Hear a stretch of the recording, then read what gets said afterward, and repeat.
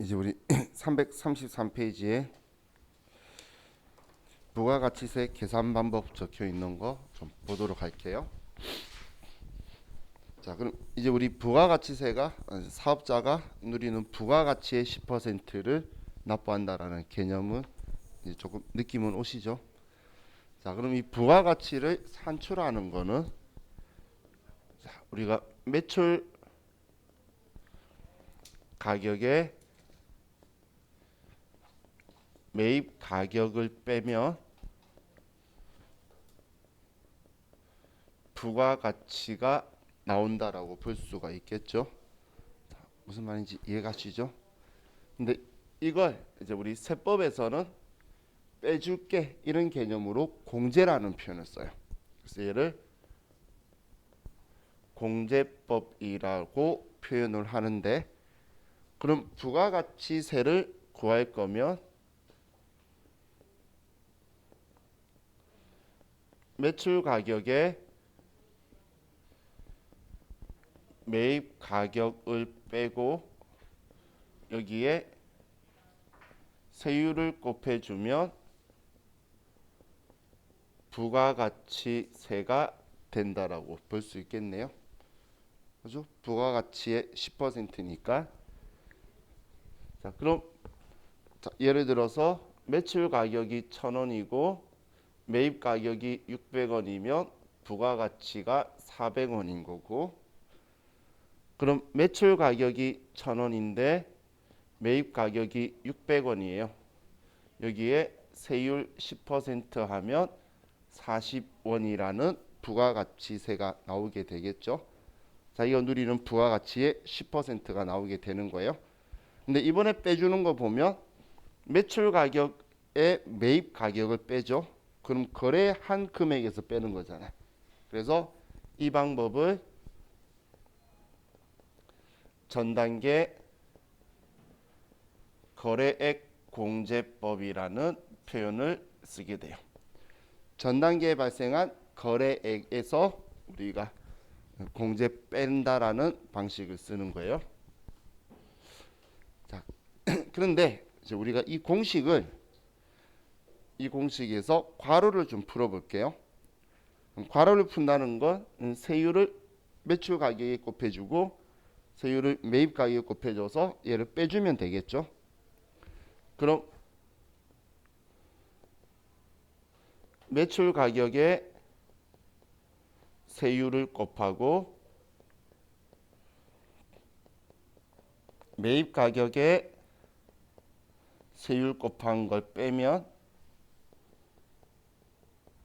부가가치세가 된다라고 하면 이 두 개는 같은 공식이죠. 그죠? 지금 매출 가격 1,000원에 세율 10% 빼기 매입 가격 600원에 10%.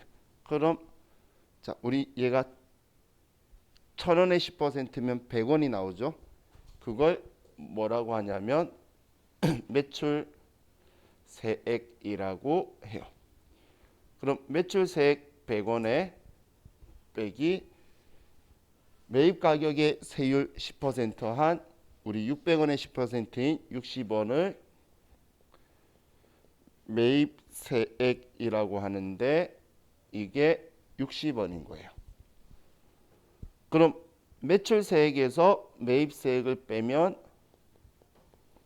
부가가치세가 된다라고 하면, 자, 지금 제가 적은 걸 얘도 공식으로 봤을 때 세 개가 전부 다 같은 공식인 거죠. 그죠? 같은 공식을 그냥 괄호를 풀고 그리고 말하는 것만 좀 다르게 하고 있는 거죠. 그런데 지금 얘를 가지고 보면 여기에서는 매출 세액에 매입 세액, 세액에서 세액을 빼네. 그죠? 이걸 우리는 전 단계 세액 공제법이라는 거 표현을 해요. 전 단계 세액 공제법. 자, 전 단계 거래액 공제법을 사용하든 전 단계 세액 공제법을 사용하든 세액은 똑같은 거예요. 똑같은 건데 자, 지금 우리나라는 10%의 세율도 쓰고 있는데 이제 우리 저와 같이 뒤에 공부하게 될 0%의 세율도 쓰고 있어요. 그럼 10%와 0%의 세율을 두 개를 쓰고 있는데 위에 있는 이 방식을 쓰게 되면 사업자가 문제가 아니라 과세관청이 피곤해진다는 거예요. 두 개의 세율로 나눠져 있는 걸 그걸 두 배로 받아야 되니까 업무가 과중이 되겠죠. 그렇기 때문에 이 그 부담을 사업자한테로 전가시키는 게 편해요. 너가 알아서 계산을 해라. 10%든 0%든. 그래서 우리나라에서는 이 전단계 세액공제법을 채택해서 얘를 사용을 해요. 전단계 세액공제법을. 그래서 우리 부가가치세 이론 문제 나오는데 전단계 거래액공제법이다라고 나오면 얘는 오답 지문의 키워드예요. 전단계 거래액공제법은 매출 가격에서 매입 가격 뺀 거고 세액공제법은 매출 세액에서 매입 세액을 뺀 거예요. 그런데 무작정 빼겠다는 게 아니고 다 빼줄게가 아니고 제가 공제는 빼줄게 이런 뜻이라 그랬죠. 그러면 이 매입세액도 우리 사업자가 세금 계산서에 의해서 확인되는 매입세액만 빼줄게라는 거예요. 세금 계산서에 의해서. 그래서 우리 부가가치세법은 지독하게도 세금 계산서를 사랑해요. 그냥 추종 관계라고 보시면 돼요. 모든 건 세금 계산서를 통해서라는 이야기도 하고 세금 계산서를 제가 앞에 약자를 텍스 인보이스의 약자로 TI라고 썼는데 외국에서도 우리나라 부가가치세 제도를 인보이스 제도라고 할 만큼 세금 계산서에 의해 모든 게 일어나는 게 기준이다라고 보시면 돼요. 자, 이게 우리 부가가치세를 계산하는 방법이고 지금 우리 교재에서도 그래서 세금 계산서에 의해 확인된 매입세액이라고 제일 아래쪽에 적혀 있죠. 교재 333페이지에 자, 그 의미라고 보시면 돼요. 자, 그럼 이제 334페이지에 부가가치세 국경조세 조정이라고 적혀 있는데 자, 이 국경조세 조정에 대해서는 제가 영세율 가서 자세히 설명을 드릴게요. 지금은 뭐 보면 어설프게 설명이 되고 시간 소비되는 거니까 그래서 335페이지에 부가가치세 총칙이라고 볼게요. 자, 그럼 335페이지에 총칙에 보면 납세 의무자라고 적혀 있죠. 교재에. 네, 납세 의무자라고 해놓고선 그 바로 아래에 사업자의 요건이라고 적혀 있죠. 제가 우리 부가가치세법은 납세 의무자를 사업자라고 한다라고 했죠.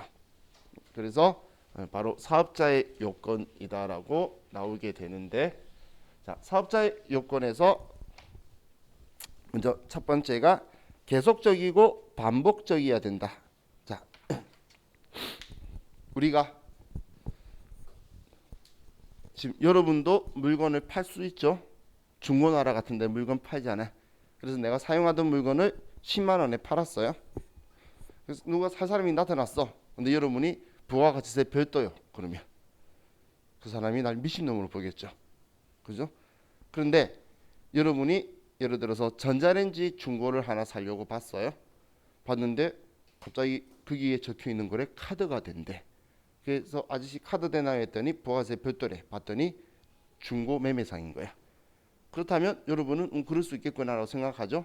한마디로 여러분은 항상 정의를 내리지 않았지 그 사람은 계속적 반복적 공급하는 사람이라 사업자의 요건을 갖추고 있구나를 인식하고 있는 거예요. 근데 제가 지금 개인적으로 여러분한테 팔면서 부가가치세 이야기하면 그건 잘못됐다는 걸 여러분 알고 있죠.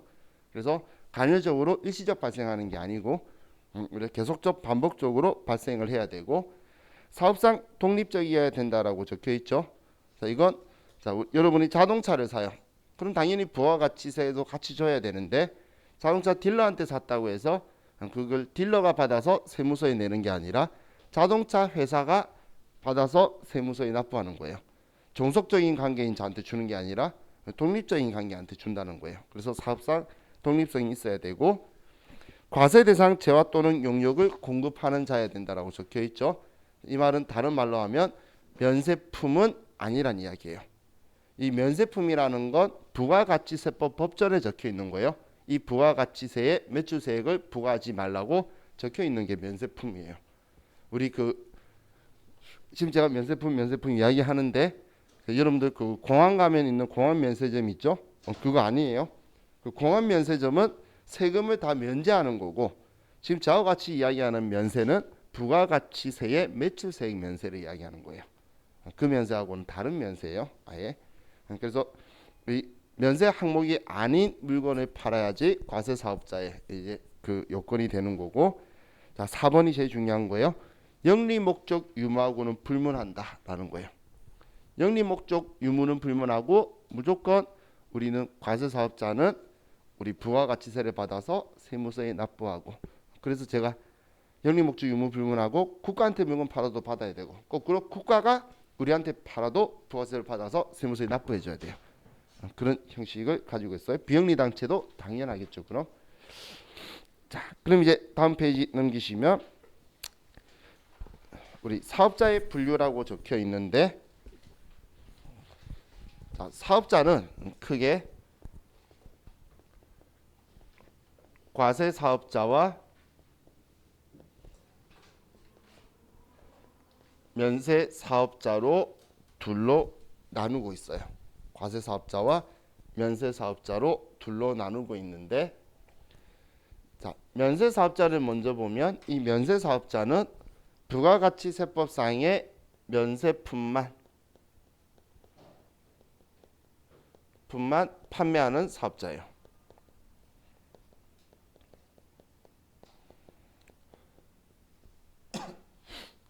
자, 그럼 면세품만 판매하는 사업자라는 건 부가가치세법에서 매출세액 받지 마라고 한 항목들만 파는 거예요. 그럼 매출세액을 안 받으니까 세무서에 부가가치세를 가져다 줄 일이 없겠죠? 이해가시나요? 부가가치세 받지 말라고 한 항목만 파는 거예요. 그러면 부가가치세를 받을 일이 없으니까 세무서에 부가가치세를 가져다 줄 일이 없겠죠? 그러면 납세 의무가 없어질 거잖아요. 부가세. 그래서 우리 납세 의무자를 사업자라고 한다라고 했죠. 그래서 우리 교재 보시면 아래 말은 뭐라 해야 되나요? 다이아몬드라고 해야 되나요? 우리 과세 사업자는 부가가치세 납세 의무자이며 면세 사업자는 부가가치세법상의 사업자가 아님에 유의한다라고 적혀 있죠. 사업자가 아니라는 건 사업하는 사람이 아니다가 아니고 부가가치세법상의 납세 의무자가 아니란 뜻이에요. 납세 의무자가. 자, 그럼 이 과세 사업자는 또 둘로 나누는데 간이과세자와 일반 과세자로 구분을 나눠요. 간이과세자와 일반 과세자의 두의 구분은 연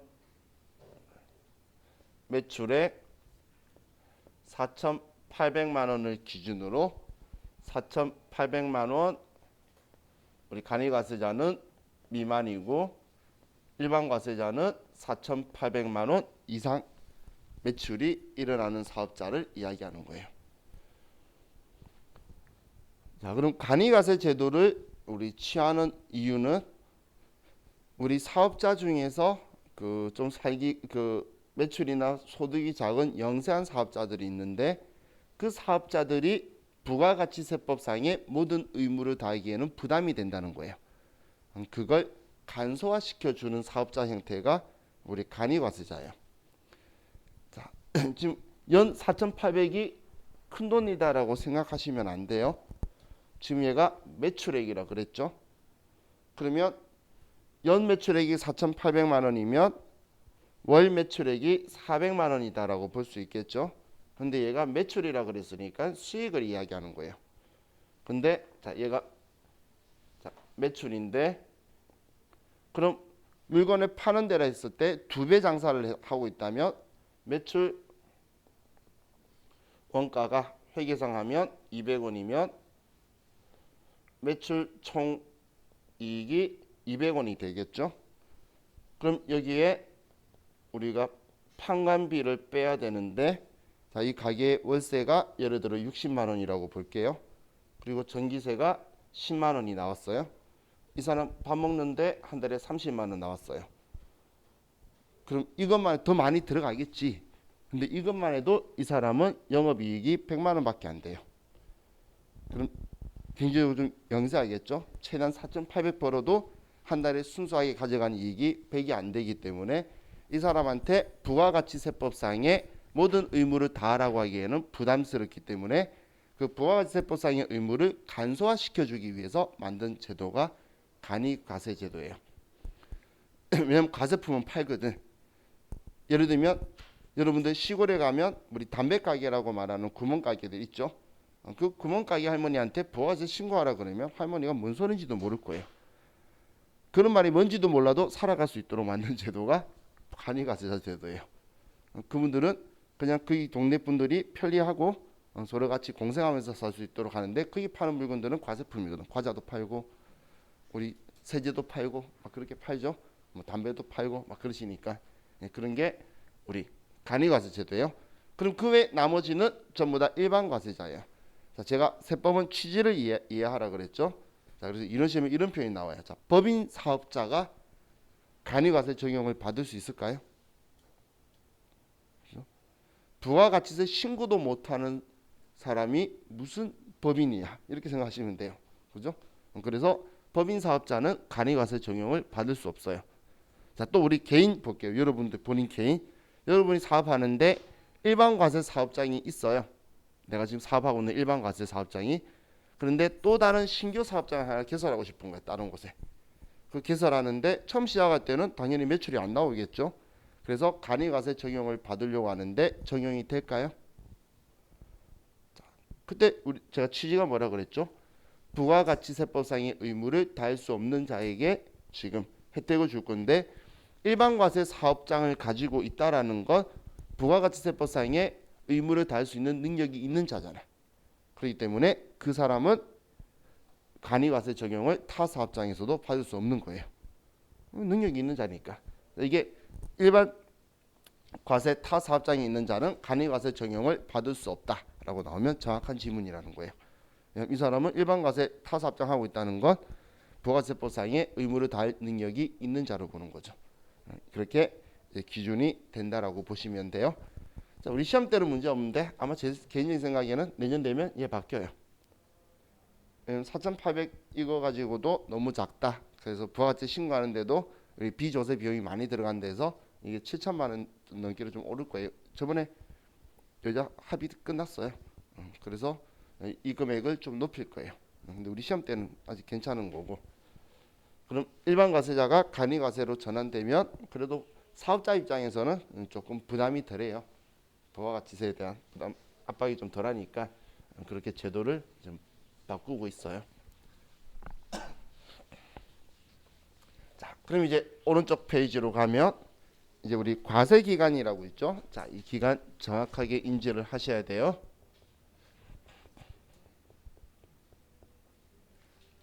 자, 이 과세 기간 정하는 이유는 언제부터 언제까지 일어난 거 가지고 세금 신고하라는 거예요.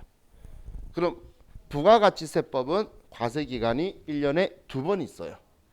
1기와 2기로 2번만 있어요. 그럼 1기는 1월 1일부터 6월 30일까지고 2기는 7월 1일부터 12월 31일까지예요. 그렇게 해서 1년에 2번의 과세 기간을 가지고 있어요. 자, 지금 왼쪽에 1기, 2기 이렇게 표현을 했죠. 자, 이제 우리 회계가 아니에요. 부가가치세법이에요. 그래서 자, 지금 우리 10월 달이죠. 그러면 2020년 2기를 지금 지내고 있는 거예요. 그럼 부가가치세법에서 직전기라고 하면 2020년 1기를 이야기하는 거예요. 또 2020년 1기 입장에서 전기라고 하면 2019년 2기를 이야기하는 게 6개월 단위로 간다고 보시면 돼요. 또 이렇게 시작하는 날 있죠. 1월 1일, 7월 1일 이 두 날짜를 1월 1일, 7월 1일 이 날짜를 세법에서는 과세기간 시작하는 날을 개시일이라고 표현해요. 개시일. 그럼 얘를 앞에 수식어를 붙이면 과세기간 개시일이라고 할 거고, 그럼 6월 30일, 12월 31일을 이 날짜를 과세기간 종료일이라고 표현을 해요. 얘들이를 과세기간 종료일이라고 해요. 자, 그럼 우리 부가가치세법은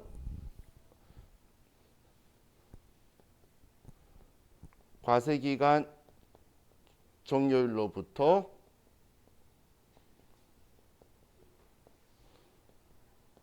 다음 달 25일까지 이 부가가치세를 신고하고 납부를 해야 되고, 우리 사업자가 부담했던 줬던 부가가치세 매입세액이 많으면 환급도 해주게 돼요.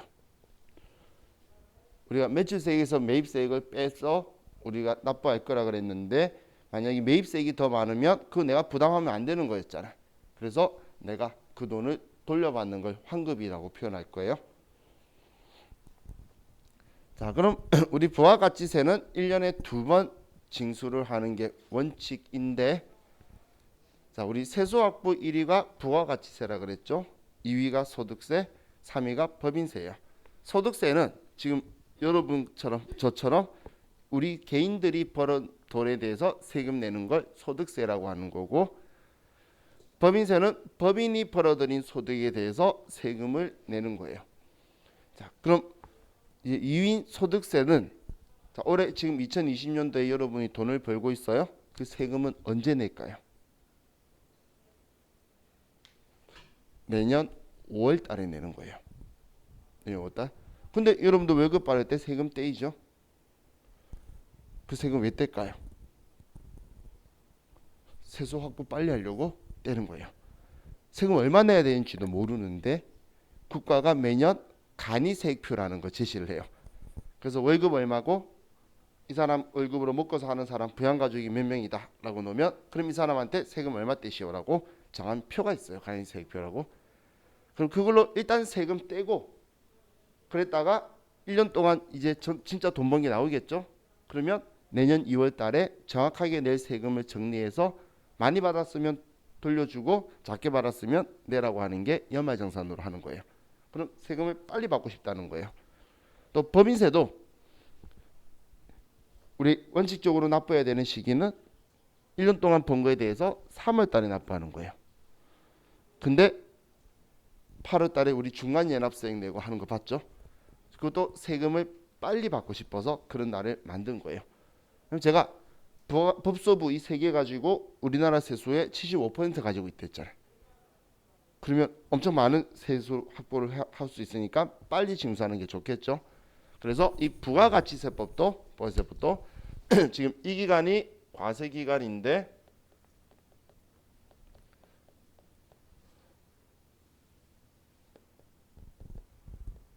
근데 이 중간에 임시적인 성격의 기간을 두게 돼요.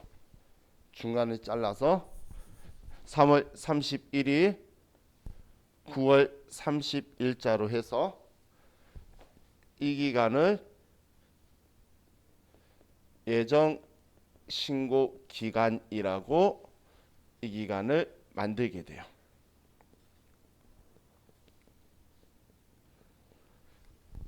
자, 지금 1월 1일부터 3월 31일 그리고 7월 1일부터 9월 30일까지를 예정 신고 기간으로 만들어서 3월 31일, 9월 30일을 얘를 부를 때에 예정 신고 기간 종료일이라는 표현을 쓸 거예요.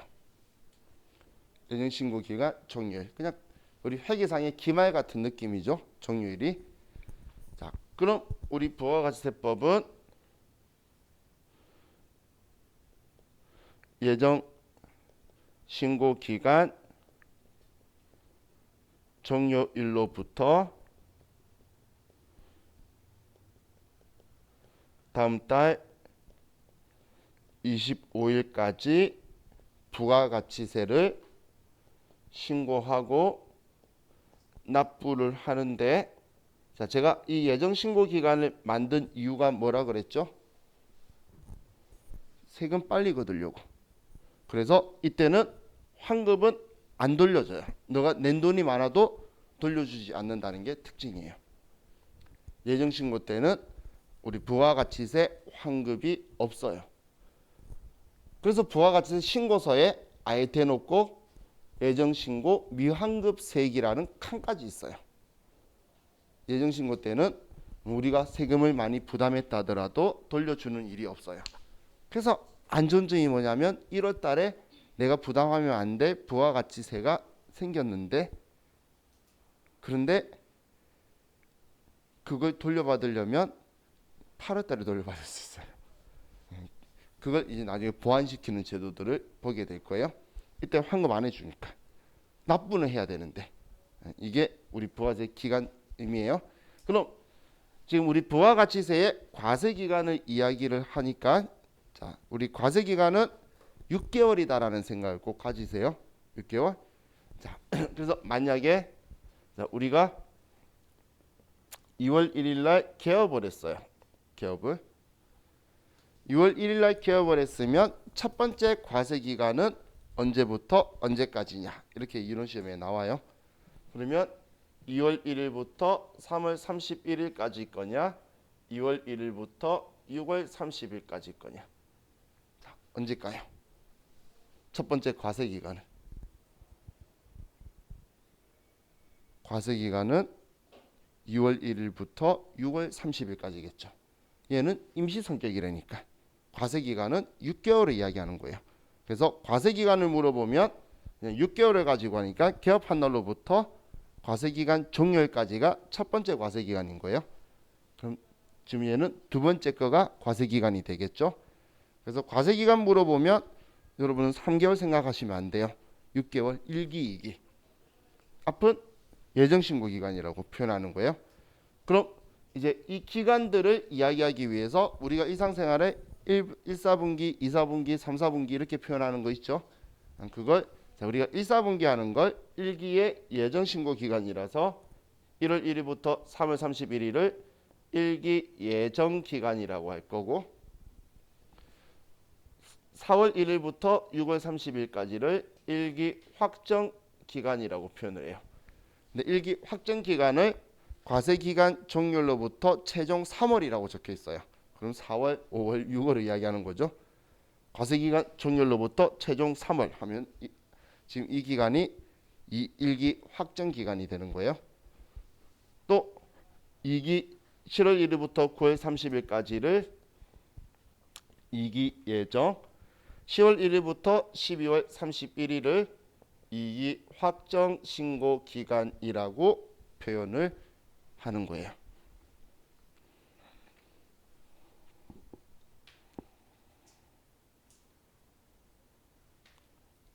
자, 그럼 이제 이 기간적 의미는 여러분들이 이제 얘를 좀 기억을 하시는 게, 2기 예정에 뭘 해라, 1기 확정 때 뭐 하라, 이렇게 표현을 할 거예요. 그럼 여러분들이 봤을 때 1기 예정 확정, 2기 예정 확정 이렇게 해서 내등분 나 있구나 생각하면 그 기간적 의미는 이해하실 수 있겠죠. 자, 그럼 지금 제가 이렇게 설명한 거는 법인 사업자 기준이에요. 얘는 일반적인 법인 사업자는 이렇게 과세 기간을 가지고 그리고 예정 신고 기간에 부가가치세 신고 납부를 하는데, 그런데 자, 개인 사업자는 얘는 예정 신고 의무가 없어요.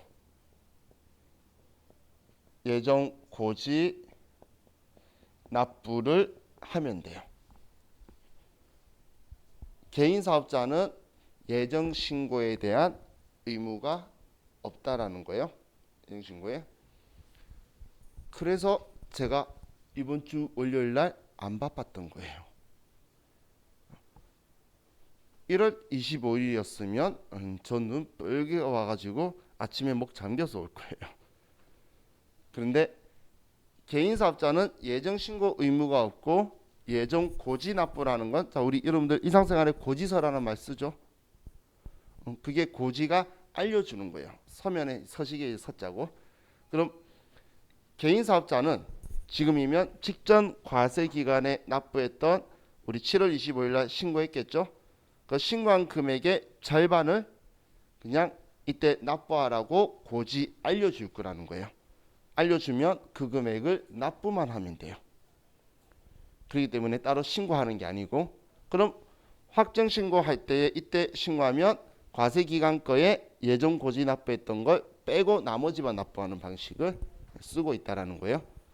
자, 근데 제가 의무가 없다라고 했지 할 수 없다라고 적었나요? 아니죠. 만약에 지금 이때 직전 거 대비해 가지고 지금 절반 내라고 연락이 고지를 받았는데 나 지금 사업이 너무 안 되는 거야. 직전 과세 기간 총 매출 대비나 납부세액 대비 3분의 1에 미달하게 되면 사업이 안 됐죠. 우리 부가가치세는 내가 번 돈의 10%인데 돈을 못 벌었잖아. 그러면 부가가치세 신고를 할 수 있다는 거예요. 못한다는 아니에요. 예정 신고를 할 수 있는데 이제 그 비용이나 그게 귀찮으니까 안 해도 된다는 거예요. 올해 우리 제가 4월 달에 개인 사업자 예정 신고 무진장 많이 했어요. 그래서 10월 달에 사실 걱정했었는데 이번 좀 안 그렇더라고. 왜 많이 했냐면 올해 코로나 때문에 전년도 7월부터 12월까지의 우리 부가가치세랑 이번 상반기 1월부터 3월까지의 부가가치세는 현저하게 차이가 났어요. 그러다 보니까 다 예정 신고를 원해 가지고 그래서 힘드니까 도와주자는 마음에 콜 했더니 우주순같이 초대해 주세요. 근데 정말 3분의 1 이하로 많이 떨어졌더라고. 그래서 그때는 해줄 수 있다라는 거예요. 자, 이게 우리 지금 과세기간 이야기하는 건데, 자 그럼 우리 참고로 가리과세자를 좀 보면,